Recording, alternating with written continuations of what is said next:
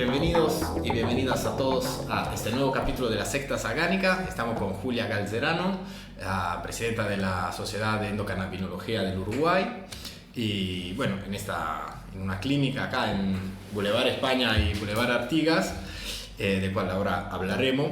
Pero antes, para empezar, me gustaría que nos contaras un poco, tu recorrido dentro en general de la ciencia, de la medicina y cómo te llevó hasta el cannabis medicinal. Bien, bueno, es un gusto estar con ustedes.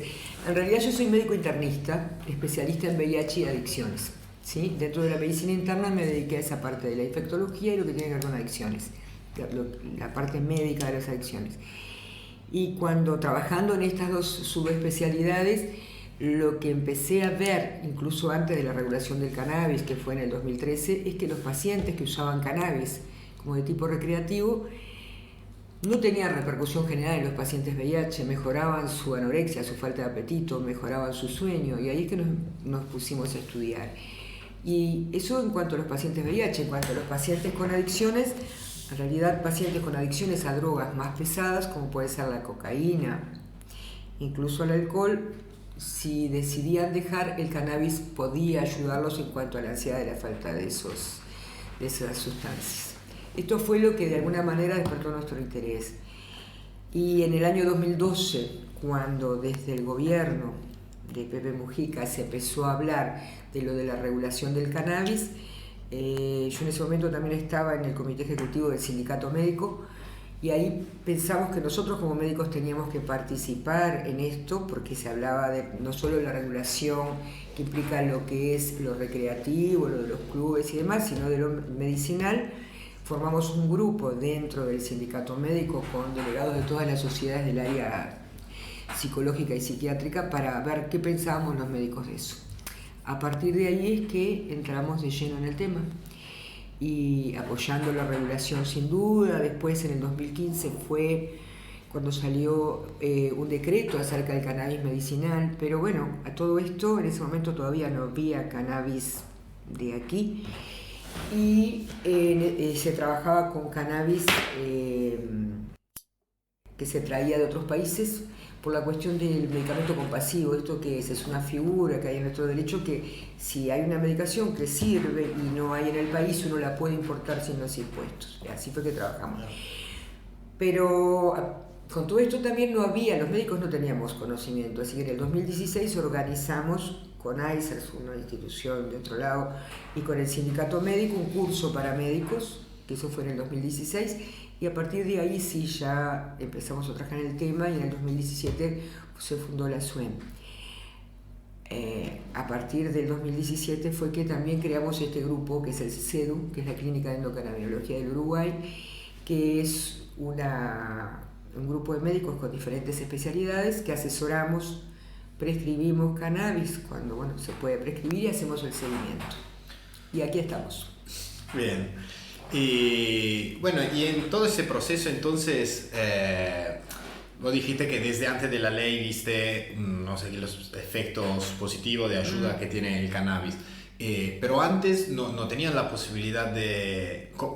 ¿Cómo te podías mover antes en algunos vacíos legales para poder igualmente prescribir cannabis medicinal o cómo? No, pero en realidad ahí el cannabis que prescribíamos, que autorizábamos o que decíamos que estábamos de acuerdo, no era medicinal porque no sabíamos los componentes. En general, eso era gente que usaba cannabis recreativo, que como sabemos, sobre todo tiene THC, tetrahidrocannabinol. En realidad no es que el THC no tenga propiedades medicinales, es que en realidad cuando lo usamos tendríamos que saber los componentes, la proporción que tiene y que no tenga contaminantes. Lo que sí nos abrió es decir, entre un paciente en igual condición médica y otro un paciente que usa cannabis como uso recreativo porque le ayuda a dormir, le ayuda a comer, y otro que no lo usa, ¿cuál es la diferencia? ¿Por qué es que el cannabis incidió? Eso fue lo que nos llevó como a empezar a estudiar el fenómeno del cannabis. Cuando se abre en el país la posibilidad de la regulación y tener acceso y que haya un cannabis medicinal de grado médico, que sepamos lo que tiene, dijimos, esto nos interesa, y fue ahí que decidimos. En cuanto a lo que era lo de las adicciones, cuando eran menores les pedíamos a los padres que fueran a comprar para ayudar a sus hijos. Esto fue una etapa bien difícil porque alguna gente aceptaba y otra no. Es diferente ahora que bueno, que está todo regulado. Igual después les voy a explicar que no hay tanto acceso como se dice a pesar de la regulación. Me gustaría saber un poco el estatus, cuál es el estatus ahora de la... Pero para no mezclar, sí. Bueno, entonces vamos por pasos. Hablamos bien del sistema endocannabinoide, en el sentido, ¿cuáles son los efectos que tiene el cannabis sobre el cuerpo humano y cuáles son los usos médicos que se... Los efectos que tiene el cannabis, a ver, primero hay que decir que nosotros todos tenemos un sistema endocannabinoide que se descubrió hace muy poco. El cannabis medicinal se usa hace más de 4.000 años, hay escritos de esa época. Ahora, cuando se empezó realmente a estudiar, y hay que pensar que el THC se aisló en el 1963, que lo aisló Julian, que el CBD tiene como varias etapas, pero en 1982 se empezó a probar en la epilepsia, que tenemos un sistema endocannabinoide que se descubrió hace más de 20 años, que es un sistema de señales de receptores, de señales químicas que se acoplan a receptores, que generamos endocannabinoides nosotros, todos nosotros generamos anandamida y 2-AG, que son dos endocannabinoides muy importantes, y cuando nos enfermamos, y esto, porque el sistema endocannabinoide que hace modula diversos mecanismos en el organismo, y esto no funciona, es que yo puedo usar fitocannabinoides, que son los de las plantas, o cannabinoides sintéticos. Esto parece sencillo, pero no es tan sencillo, pero es así. Y el sistema endocannabinoide interviene en lo que tiene que ver con el dolor, con la memoria, con el placer, con el sueño, con la rigidez. Esto hace en diversos síntomas y diversas cosas. Esto hace que yo lo pueda usar en distintas enfermedades. ¿Está bien? Nosotros siempre le decimos al paciente cuando viene que esto no quiere decir que el cannabis sea mágico. Cuando alguien dice y explica que tiene tantas propiedades, el otro mira como desconfiado, pero en realidad tiene que ver con esto que les digo, que como el sistema endocannabinoide regula distintas cosas de acuerdo a lo que uno le dé al paciente, es donde vamos a actuar. Pero este sistema endocannabinoide se puede estimular también con otras plantas, decimos sustancias contenidas en otras plantas, porque es muy llamativo, ¿no? El hecho de que tengamos un sistema que específicamente está... Es un sistema con características muy especiales además, porque ellos tienen liberación retrógrada. Esto quiere decir que cuando hay una situación de conflicto se ponen en movimiento y cuando no precisas más destruyen los componentes. Esto es re interesante. Y sí interacciona con otros neurotransmisores, no con otras plantas. ¿Por qué es esto? ¿Por qué es que se puede regular o estimular con los fitocannabinoides? Porque se vio que la composición de la anandamida y el 2-AG es muy parecido a lo que es el THC. ¿Está bien? Después, lo del CBD no se sabe bien en muchos casos dónde es que actúa, pero actúa. Entonces, bueno, y se sigue investigando. Día a día salen como investigaciones nuevas de acerca de cómo funciona este sistema que es como tan complejo y tan complejo y tan completo. Nosotros decimos que cada vez que hay bioquímicos que lo estudian, neurobioquímicos que lo estudian, que vamos a clases de sistema endocannabinoide con gente que sabe, quedas maravillado de la cantidad de interacciones con nosotros, cómo se interacciona con los otros neurotransmisores y cómo eso implica en cambiar algunas funciones. Claro, porque efectivamente ahora en los últimos años, sobre todo acá en Estados Unidos y muchos países se liberalizó más, pero imagino igualmente como que no se pudieron hacer en las décadas anteriores, por lo menos todo el siglo XX, no se pudieron hacer muchos estudios, imagino, sobre... Sin duda, y se empezaron a hacer estudios y hubo un hiato después de la prohibición del cannabis, ¿no? Cuando el cannabis pasó a integrar la lista 1 y la lista 4, ahí se quedaron, y lo que hay son más relatos de experiencias, pero no estudios doble ciego y controlados y demás. Ahora se empezaron a hacer. De cualquier manera, es difícil hacer investigación en cannabis. En el área clínica, en el área preclínica sí, acá hay varios lugares, institutos, que mete estable y otra gente que hace investigaciones preclínicas, que es en animales. En el área clínica lo que se necesitan es apoyo financiero y no hay tanto. Claro. Y además es difícil patentar una planta, entonces es complejo, es parte de lo que nosotros queremos hacer y se nos ha ido complicando, como grupo que atiende gente, ¿no? Pero bueno, eso está en la ley de regulación del cannabis del 2013, está en la ley que se apoyó, que salió aprobada por la totalidad del Parlamento, de apoyo a la investigación en cannabis, y al mismo tiempo, que eso fue en diciembre del 2019, de acceso al cannabis medicinal. Fueron 2 leyes que se aprobaron en diciembre del 2019 por mayoría, por unanimidad, no por mayoría, y que todavía no se han reglamentado. Entonces, porque para eso se precisa apoyo económico, porque los laboratorios, nosotros acá hay laboratorios que tienen productos de cannabis, pero bueno, está difícil lo del apoyo a investigación. Sí, había escuchado también que cuando había salido la ley de 2013 había toda una movida de bancos que rechazaban el pago de sociedades que producían cannabis. ¿Sigue estando? Sí, esto es. Sigue estando y es bien complejo la historia. Sigue estando, son algunos bancos, pero bueno, son los que son importantes y incluso en el Banco República, el Banco País, tampoco. Entonces digo, hay como... son todos como trabas que se van poniendo en el camino y bueno, y a cada paso de las trabas hemos tratado de ir peleando contra esas trabas, ¿no? Sí, eso porque es un cambio de mentalidad también muy fuerte lo que hubo en los últimos 20 años sobre ese tema y también me doy cuenta yo hablando con mis padres nomás que como a veces el prejuicio, ¿no? Y la vieja mentalidad es difícil de... Pero es tan así que nosotros, que nuestra población, el rango de nuestra población va de 3 años a 90, digo, pero en realidad la media está en los 65 más, cuando vienen y vienen a preguntar al paciente, a preguntar por dolor crónico sobre todo, la duda que tienen es si esto los va a volver adictos. Entonces, porque este es el miedo, ¿no? Este es el miedo de la gente y también... Se lo hace con el cannabis y no con el antidepresivo. Bueno, no, que a veces hay una mentalidad también debido a las décadas de campaña también terrorística, se podría llamar, sobre el cannabis que se hizo y es difícil acercar a una persona que tenga esos prejuicios a ese tipo de apoyo. Sí, a las personas y en los médicos nos pasó también al principio, ¿no? Hay que pensar que los médicos nos enseñaron que el cannabis era una droga de abuso. No, sí, que mi madre es médico, de hecho, y tiene mucho. No que podía tener propiedades medicinales, entonces nos costó. Y en este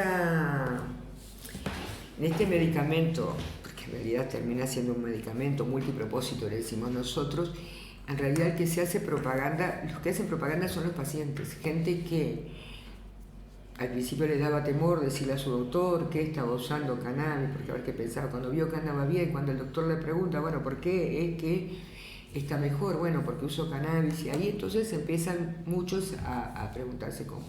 Este espaldarazo que dimos en el sindicato médico, hacer el curso en el sindicato con referentes de todo el mundo para cannabis medicinal, esto también nos dio una visibilidad que ayudó, ¿sí? Entonces no éramos no sé, médicos alternativos, como algunos nos llaman, sino que éramos médicos que queríamos que los médicos supieran, el que le interesara hacer un curso, teorizarte de las cuestiones medicinales, como yo digo siempre, para que lo tengan en la farmacopea. No es que querramos que todos usen cannabis, queremos que lo use el que está indicado y que no tiene contraindicaciones y al que le sirva, ¿sí? Pero esto hay que cambiar la mentalidad y podemos decir que los médicos han ido cambiando. Sí, por suerte acá en Uruguay sobre todo me parece que la ley por lo menos también rompió muchos tabúes. Te da un respiro. Bueno, y hablando de eso, también antes hiciste mención que muchas personas quizás piensan que el cannabis te cura como por arte de magia, porque la planta sagrada y todo eso.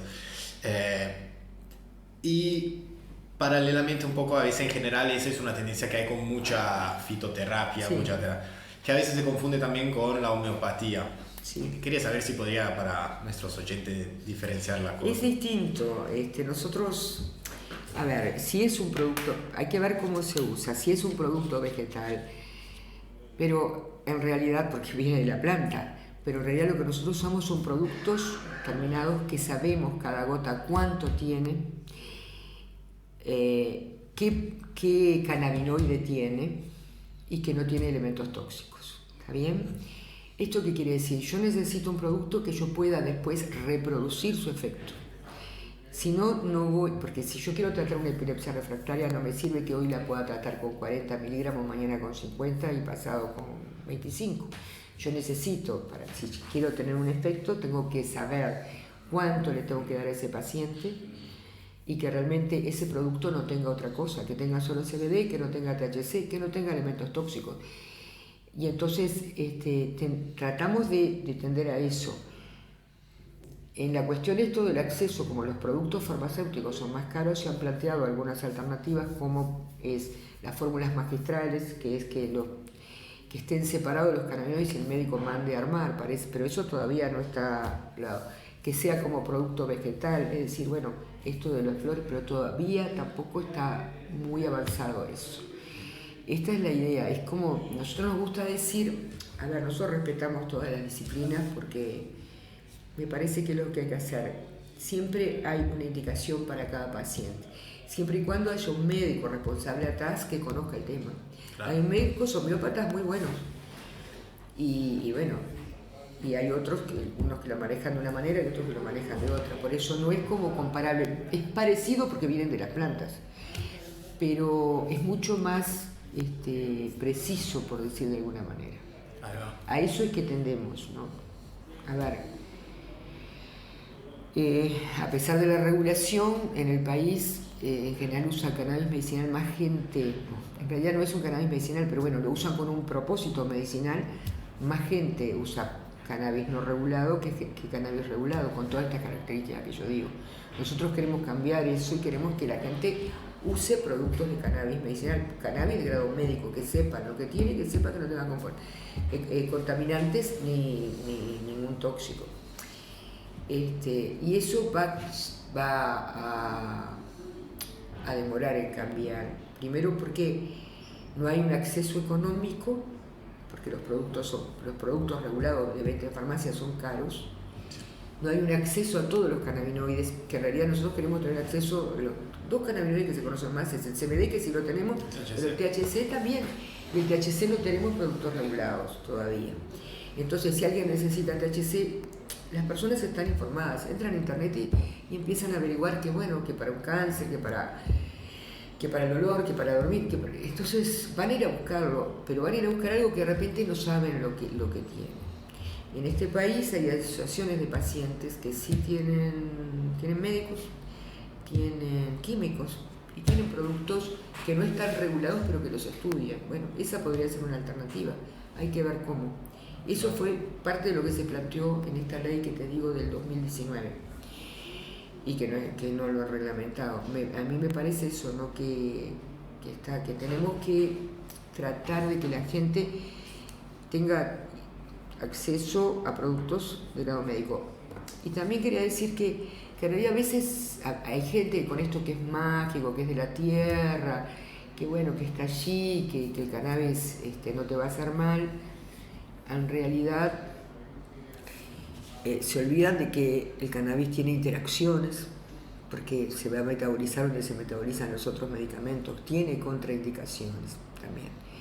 Entonces, ellos prefieren, bueno, no consultar médicos porque, bueno, prefieren estar fuera del sistema, pero pasan todas estas cosas. Claro. Entonces el cannabis después o no sirve o de repente llegan en emergencia con problemas y que si el médico... se generan, son pocas quizás, pero también se pueden generar situaciones de abuso, sobre todo en momentos quizás de depresión o de problemas. Claro, pero además eso, si alguien tiene una depresión no podría usar THC. Claro. Si alguien tiene una psicosis no puede usar THC. O epilepsia. Y la epilepsia va a depender de la dosis, pero es muy difícil cuando vos no tenés la dosis manejada, claro. ¿Me entendés? Si vos tenés, porque el THC tiene muchas acciones bifásicas, se llama, ¿no? Que puede, por ejemplo, para la ansiedad, puede ser ansiógeno o ansiolítico, pero va a depender de cuánto uses. Y si vos estás usando algo que no sabés cuánto tiene, claro. Yo no te puedo decir que te va a servir. Lo mismo para la epilepsia. Entonces, porque puede ser proepiléptico o epileptógeno. Entonces vos decís, bueno, a ver, ¿qué pasa? Prefiero entonces que los que tienen epilepsia usen solo el CBD, y los que tienen ansiedad usen CBD. ¿Hay otras cosas que me gustaría tener THC? Sí, claro. Sí, claro. Nosotros desde la SUEN hemos reclamado esto del acceso, y hemos reclamado lo que yo te digo, acceso económico a la gente, acceso a cannabinoides y acceso a la información. No debería haber ningún médico que diga, no sé, de eso no sé ni me importa, o no lo use porque no... A ver, puede decir que no lo use, lo que no puede decir es lo sé. Sí, claro. Que la gente tiene derecho a que su médico sepa, porque la gente... Que sepa todas las terapias posibles. Claro, nosotros vienen acá, pero vienen por lo del cannabis. ¿Qué hacemos nosotros? Le hacemos la historia, vemos cuánta medicación toman, le explicamos por qué no, le mandamos la cartita al médico cuando queremos cambiar algo. Pero claro, al que le tienen confianza no es al que viene a consultar por primera vez, le tienen confianza al que es su médico de referencia. Sí, sí. Yo de hecho ahora no quiero decir mal de mi mamá, que quizá mira el capítulo que está estudiando español, pero a veces muchas veces ya trabajó, ahora es jubilada, pero trabajó justamente en oncología, y a mí siempre un poco ahí estudiándolo de persona interesada al tema, pero sin ninguna formación, pero a veces me venía casi de decirle, anda a informarte un poco sobre eso. Después obviamente ella era la profesional y mi mamá y el Mira tu mamá. Pero sí, hay mucha, eso por decir que persona es una absolutamente buena nota, pero sí hay mucha prejuicio que desgraciadamente queda. En oncología nosotros tenemos todavía la historia de que los colegas nos derivan a los pacientes oncológicos, pero en etapa terminal, no así como para tratamiento del cáncer. Cuando nosotros además hablamos que en oncología el cannabis tiene que entrar dentro de un tratamiento integral, tiene que entrar dentro de la quimioterapia, la radioterapia, el cannabis, no solo cannabis, porque eso también tenemos, alguna gente viene a decir, yo no quiero tratamientos alopáticos, quiero solo cannabis. No.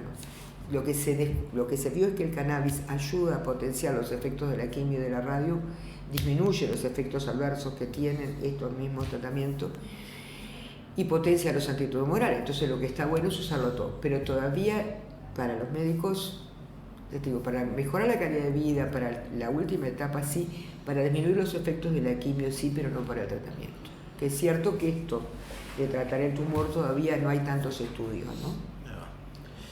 Bueno, ya aparte por las personas que hacen un uso medicinal o que igual tienen alguna enfermedad, decimos, particular, ¿cuáles pueden ser efectivamente los riesgos para un consumidor de cannabis normal, como una persona que no lo hace con fines terápicos, que quizás que consume mucho? ¿Cuáles pueden ser efectivamente algunos efectos negativos? Saliendo del cannabis medicinal. Saliendo del cannabis medicinal, yendo al consumo. Bueno, entonces antes una otra discusión que siempre me llamó la atención, que a veces la diferencia entre medicinal y recreativo también me parece a mí a veces un poco confundida, en el sentido de que yo, por ejemplo, yo que consumo cannabis, por ejemplo, quizás al consumir cannabis consumo menos de determinadas sustancias, de ansiolíticos, de somníferos, tengo menos problemas intestinales, no sé, porque quizás sin saberlo, consumiéndola recreativamente, pero porque si la consumir recreativamente es porque te hace estar bien, de alguna manera, a no ser que tenés un problema de abuso, pero si es un uso responsable adulto, porque te hace estar bien de alguna manera, aunque nadie te la prescribió. Lo que pasa es que es diferente. A ver, ahí estás mezclando. Sí. Está interesante la pregunta, pero estás mezclando. Uno puede usar el cannabis con fines médicos, que es lo que estás describiendo vos, pero no es un cannabis medicinal. Ahí va. ¿Entendés? Medicinal es prescrito para un problema específico. Medicinal es prescrito para un problema específico, pero que además vos sepas. Si vos le preguntás a los que usan cannabis recreativo qué concentración tiene, salvo los de la farmacia, no saben. Claro. No lo saben. Y esto, ¿qué es lo que pasa? No sé si quedó clara la cuestión. Una cosa es el cannabis con usos fines médicos. Sí, hay gente que lo usa para dormir. Fuma y te dice, yo duermo mejor. Esto que yo te contaba que hacía mi paciente era cannabis con fines médicos, pero no sabíamos qué tenía. ¿Le servía? Sí, algunos sí. No, pero el cannabis en sí no era un medicinal. No, el cannabis medicinal es cannabis de grado médico. ¿Qué es eso? Cannabis que está plantado ya desde la plantación con buenas prácticas de manufactura, se llama la GMP, que es una cuestión que te tiene que, acá por ejemplo te lo marca el Ministerio de Ganadería y Agricultura y el IRCA lo refuerza, es decir, que sepan que está plantado con determinadas condiciones y que después se cuantificó y se separó y se vio que ese cannabis siempre va a tener la misma concentración, ¿sí? Es esto que yo te decía. Si yo sé que para el dolor tengo que usar entre 30 y 40 miligramos, y si alguien se calma de no sé lo que usa, y sí se calmó, pero fue uso médico, no fue un cannabis de grado médico. Es esa la cuestión. Nosotros no discutimos que el cannabis, porque el cannabis es lo mismo. Entonces alguien te dice, ¿por qué yo voy a ir a pagar si yo puedo comprar? Bueno, pero es distinto, porque no vas a saber. Después, los problemas que hay es que cada vez más hay altas concentraciones de THC.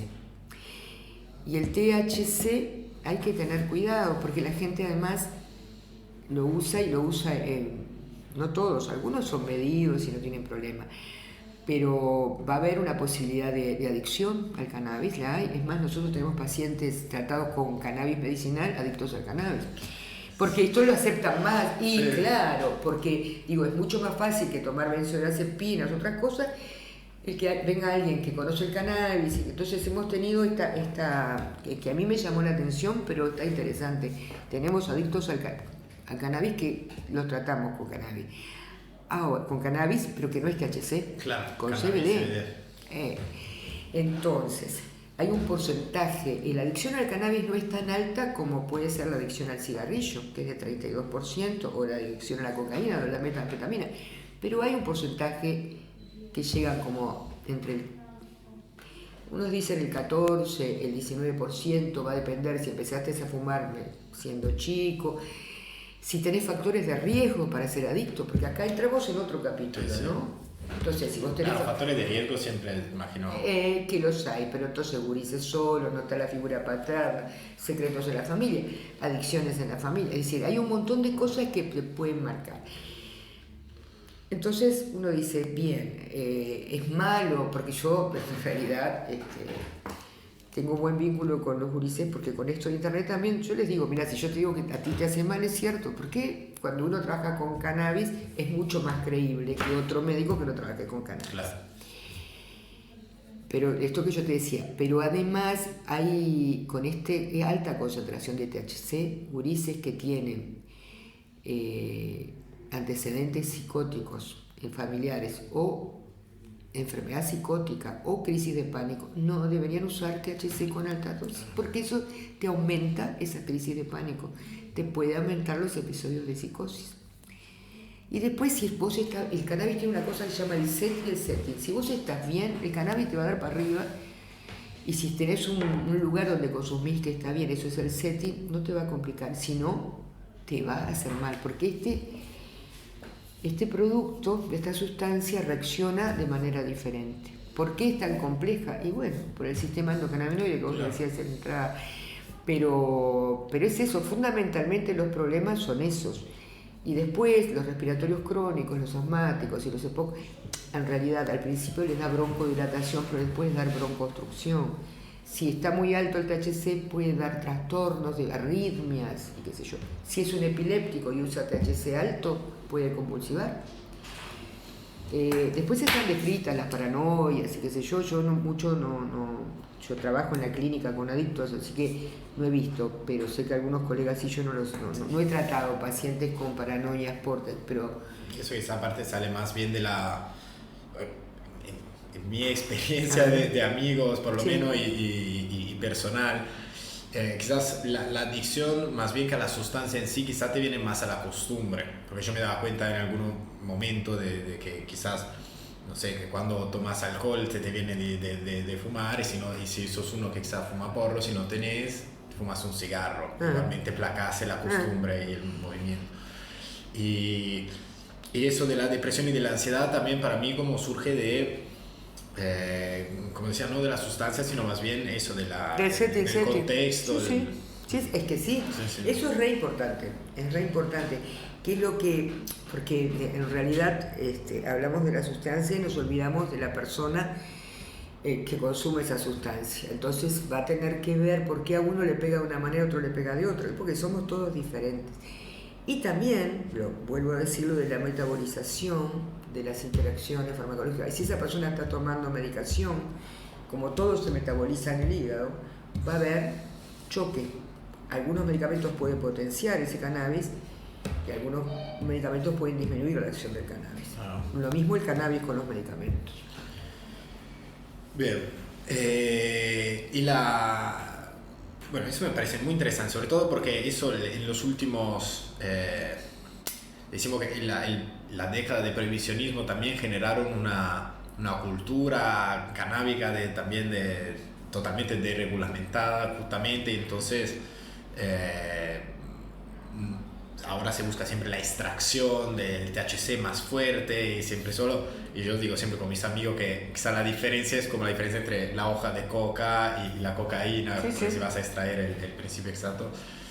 Bueno,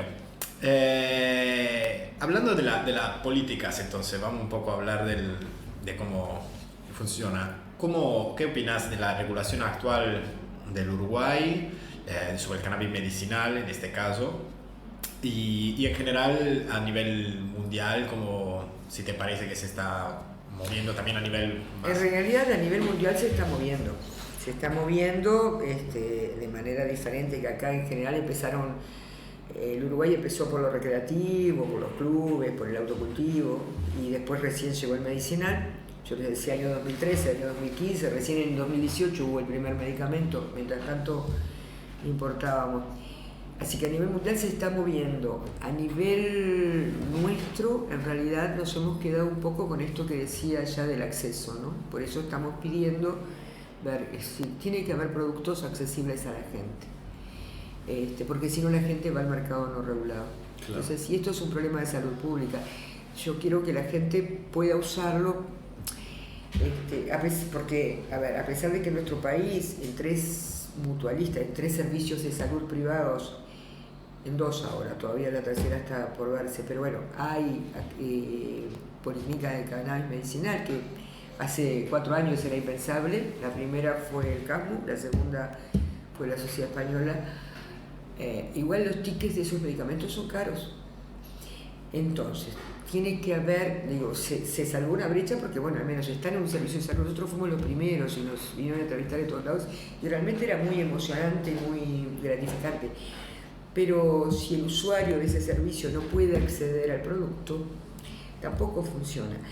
Entonces, de alguna manera, nosotros lo que pedimos también es que esto se integre al formulario terapéutico nacional, esto que es el FTN, porque ahí entonces el lugar de atención lo va a tener que dar con un ticket igual que otro medicamento. Mientras no esté en el formulario terapéutico, el prestador va a poder cobrar lo que considere que tiene que cobrar. ¿Sí? Porque hacemos un ejemplo. Si yo soy un paciente que vas a ir a esta mutualista. ¿Voy? A la mutualista, al centro de salud. Pero antes tengo que venir acá a hacerme los precios. No. Nosotros somos, esta clínica es privada.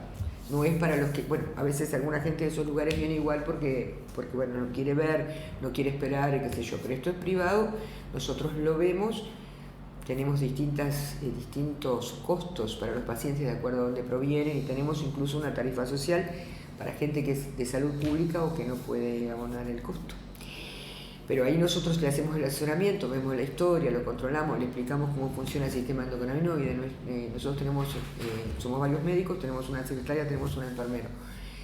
La secretaria los recibe, el enfermero le hace la ficha patronímica, el nombre, qué sé yo, y qué es lo que tiene, les muestra un video del sistema endocannabinoide para que la gente entienda a qué viene, y después pasa con nosotros que nos fijamos en la primera consulta si tiene indicado qué le vamos a indicar de los productos que hay, porque aunque tenemos regulado solo CBD, hay distintos productos, hay algunos que son extractos de planta entera y otros que son CBD aislado, ¿sí? Y hay algún producto que en el extracto de planta entera tiene un poquito más de THC que el otro, entonces bueno, ahí decidimos a dónde y lo mandamos a comprar. Todo eso es privado. ¿Mandar a comprar a dónde? A la farmacia. A la farmacia. ¿A la farmacia el producto que me llega Es del laboratorio de acá. de Uruguay, De entonces Uruguay. producido en Uruguay, de planta cultivada en Uruguay. Sí, sí. Ta. Sí, sí. Y eso pero de hace poco, me decías, entonces. Eso hace poco, sí, sí, el primer producto era porque hasta hace muy poco lo que se vendía acá de cannabis en las farmacias, el producto, el cannabis venía de Suiza, venía importado, Claro, siendo sí, un en país de Italia también cannabis. llega de Sí, Suiza. claro, venía de Suiza. A partir del año pasado empezó a haber producto con cannabis plantado aquí y las otras empresas también están usando. Pero eso no hizo disminuir el costo. ¿Está bien? Entonces, y los centros de salud que tienen habilitado policlínicas de cannabis como la nuestra, digamos, en realidad les dan esos mismos, les venden esos mismos productos a un costo que es más o menos un poco menor que el del mercado, pero es más o menos el del mercado. Y no existen tipo como clubes, pero dedicados a la producción. Los clubes, no, dadas las disposiciones de los clubes canábicos, no pueden, porque son plantas, no plantas diferentes, son estilos de producción, estilos de plantación diferentes. El IRCA exige, una de las cosas para las que las empresas de cannabis medicinal es que tengan el predio sea solo para cannabis medicinal, no es que puedas mezclar. No es que no existan, quizás haya gente que tenga más, pero bueno, no regulados. No están regulados. En algún momento se planteó eso, ¿no? Que hubiera permiso, que se pudiera hacer, lo plantearon cultivadores, ¿no? Que pudieran hacer clubes destinados a cannabis medicinal. Y otra temática de cual se hablaba un poco es de la dificultad de que la ley no permite la elaboración de productos desde la planta, entonces de la opción de recreativo, creo. Entonces, por ejemplo, toda la producción de aceites, los aceites que se encuentran en las tiendas, en los grow shop, como que muchas veces son producidos y vendidos en mercado gris, decimos, y ahí tampoco se puede. Me imagino que hayan unos exámenes porque te ponen unos niveles, pero sin ninguna. Sí, lo que pasa es que volvemos a lo mismo. Lo que nosotros queremos es que los estudien y que esos mismos. La planta es muy variable, se tiene que poder reproducir o tiene que haber un rango, al menos. Si nosotros trabajamos no mucho tiempo con una semilla de una genética estudiada por eso, o sea. Me alcanza a saber después qué es lo que tiene. Sí, al menos si yo sé que la semilla, pero algunos ni saben qué semilla usaron. A ver. Sí, sí. No, nosotros preguntamos siempre, ¿no? Porque además hay gente que te dice, bueno, yo voy a tomar este o este, y uno puede decir como médico, lo atiendo o no lo atiendo, porque es una responsabilidad para nosotros, ¿no? O sea, tenemos que saber que, porque puede cambiar, y los efectos adversos que los tiene, menos que otras cosas, menos que los opioides y los de morfina, sin duda, pero que los tiene, tengo que saber si son porque le estoy dando de más CBD o no, o porque ese CBD tiene el extracto de planta entera, algo le está haciendo ruido. Entonces, yo creo que los cultivadores incluso fueron parte de esto, de que impulsaron esta ley de acceso como para poder estar y ver de qué manera hacerlo de manera regulada. Claro. Pero bueno, está siendo como lento. Está siendo como lento y hay que ver qué es lo que pasa. Porque lo que nosotros, ya te digo, queremos desde la sociedad, de la SUEN y bueno, sin duda nosotros de nuestra actividad, queremos eso, que si me llega un paciente con un frasco, no es que me traiga algo que yo no sepa ni lo que tiene. Y que me lo ponen y yo digo, ¿cuánto? Pero lo repiten, porque además lo tenés que repetir en cada cosecha. En su momento habíamos pedido también que hubiera un cromatógrafo desde el IRCA, desde algún lugar del Estado, que pudiera estudiar las producciones esas. O sea, que yo pueda ir con una flor y hacerme analizar. Sí. ¿Y eso es un procedimiento de por sí complejo o...? Es un procedimiento caro, pero además, claro, hay que ver que alguien tiene que estar atrás. Bueno, o sea, claro. Se ha planteado en varias instancias. Y después los productos tienen que tener como determinadas garantías para hacerlos y para reproducirlos. Que es lo que yo te decía, vos podés fumar algo hoy que capaz que te da, pero no sabés si lo que usás mañana va a tener la misma proporción. Claro. Salvo que eso esté controlado. Sí, aparte las indicaciones, en el caso del IRCA y en Italia, por ejemplo, que hay un mercado que se mueve en un vacío legal, porque en Italia es ilegal el THC, no la planta. Entonces, después empezaron a producir la planta sin THC, con menos de la cantidad. Y hay todo un mercado de plantas de solo CBD, sí, claro. que sin embargo la policía y la fuerza de seguridad no aprecian y hacen de todo para... Piensan que es lo mismo. Sí, no, y sobre todo hacen boicoteo. Yo tengo amigos que trabajan en eso y vienen en los periodos de cosecha, te secuestran todo diciéndote, tenemos que verificar, te lo dejan cerrado en unos frascos para hacértelo marchitar y hacerte tirar toda la cosecha del año, quieren impedir de toda manera que... Bueno, pero en fin, Leonivel, yo me doy cuenta de que muchas veces te dice inferior o mayor a un determinado valor. Y se me ocurre que eso quizá depende del hecho de que, o sea, una vez que vos haces, por ejemplo, un análisis, no sé, tenés un producto que querés hacer el análisis de cuánto THC, cuánto CBD tiene. Vos podés, analizando una flor, es como todas las flores de la misma planta tienen el mismo valor, no depende también un poco de la... Pasa que va a depender de la semilla, va a depender del tipo, por eso es que hay que estudiar toda esa producción que está al mismo nivel de luz, de cultivo, de humedad, qué sé yo, se supone que va a tener la misma proporción de cannabinoides, ¿sí? Por eso, lo que tú decís de lo del THC, bueno, acá también son plantas que tienen menos del 1% de THC, porque más del 1% se considera que es psicoactivo. Es a nivel internacional eso. Sí, a nivel internacional. Por eso, si nosotros queremos importar, por ejemplo, el Charlotte se sigue importando, que es CBD, que es de Estados Unidos, de los hermanos Stanley en Estados Unidos, porque en este país fue lo primero que usamos y hay gente que lo empezó a usar para las epilepsias refractarias, qué sé yo.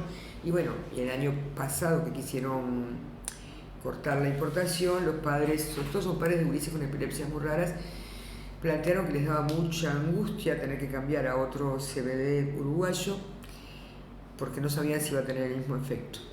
En esos productos que son regulados también venían variaciones, pero vos las tenías marcadas en las distintas partidas, cuál era la variación. De repente, que eso es lo que queremos, saber, como poniendo un poco a qué es lo que nos preocupa, ¿no? Pero digo, bueno, creo que lo mejor sería eso, que pudiéramos tener regulados los productos y hacerlos accesibles a la gente. Claro. Hay que buscar como cualquier medicamento que pueda ayudar a una persona. Exactamente. Bueno, sí, justo en los últimos días, aparte me decían, ¿no? que Cabildo Abierto hizo una propuesta para derogar en totalidad la ley. Sí, todos sufrimos, pero en realidad, al parecer, porque esto es política, ¿no? Al parecer se dio marcha atrás porque no habría la voluntad política, porque si también anulaban la ley, queríamos saber nosotros qué pasaba con el cannabis medicinal, porque en realidad en la base de la regulación del cannabis estaba el cannabis medicinal. El decreto que yo te nombré del 2015 es un decreto, pero que tiene que ver con la reglamentación de ese cannabis medicinal. Claro. Entonces creo que todos los que trabajamos con cannabis, que estuvimos estos días un poco preocupados. Pero bueno, al parecer entonces... Hoy ya se dijo que no. Ya. Y no. También porque el presidente acá, yo también en pasado había apoyado, ¿no? Leyes de... Él presentó un proyecto de autocultivo. Claro. Cuando salió en el 2012, cuando era, no sé si era diputado o senador ahí, él había presentado un proyecto de autocultivo. No había apoyado lo de la venta en farmacias, pero sí el proyecto de autocultivo de cannabis. Así que bueno, se supone que el Partido Nacional, que por ahora está... Entonces estoy esperando mejorías. Sí, no, ¿Cuáles mejorías propondría? ¿Cuáles son para vos las cuestiones para... Y capaz que, a ver, en cuanto al cannabis medicinal, que es lo que yo me manejo, sí. En realidad esto del acceso, en esos tres órdenes que dije, económico, de cannabinoides, acceso a cannabinoides diferentes y acceso a la información. En lo otro quizás se podría discutir si la venta es mejor para el recreativo en farmacias o no. Y lo del registro, a la gente no le gusta registrarse. Sí, esto es cierto. A la gente no le gusta registrarse y le da resabios, y sobre todo porque hubo el año pasado, no sé si me acuerdo si era este año, hubo algún momento que se pidieron los registros de los cultivadores, entonces eso no estimula a nadie a quedarse registrado.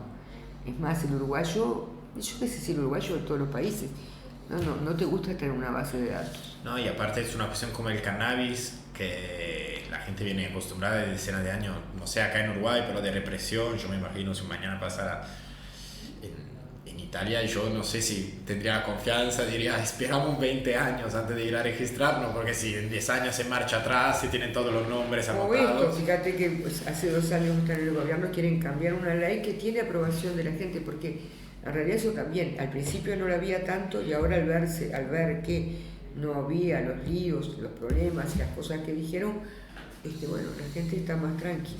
Entonces cambiaría eso.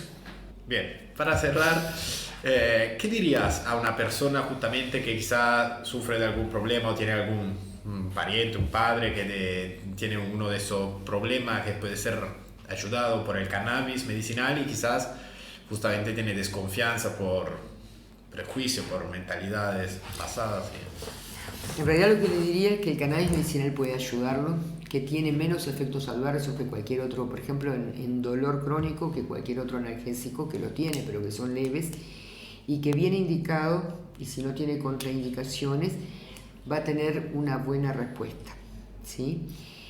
Y que en realidad no le va a dar una adicción, porque estamos en nuestro país estamos usando cannabidiol, o sea, CBD, y que si le diéramos THC tampoco le daría adicción porque usaríamos con una concentración menor de 10%, pero que si es necesario, los médicos usamos todo tipo de medicamentos y que el tratamiento con cannabis debería ser indicado y supervisado por médicos.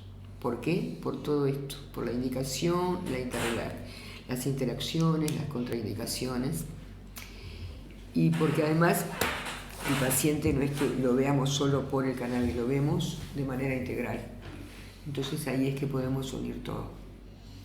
Perfecto. Muchísimas gracias por el tiempo y la disponibilidad y por todo el trabajo. Y nada, ese era el 4º capítulo de la secta sagánica. Espero les haya gustado. Hasta pronto.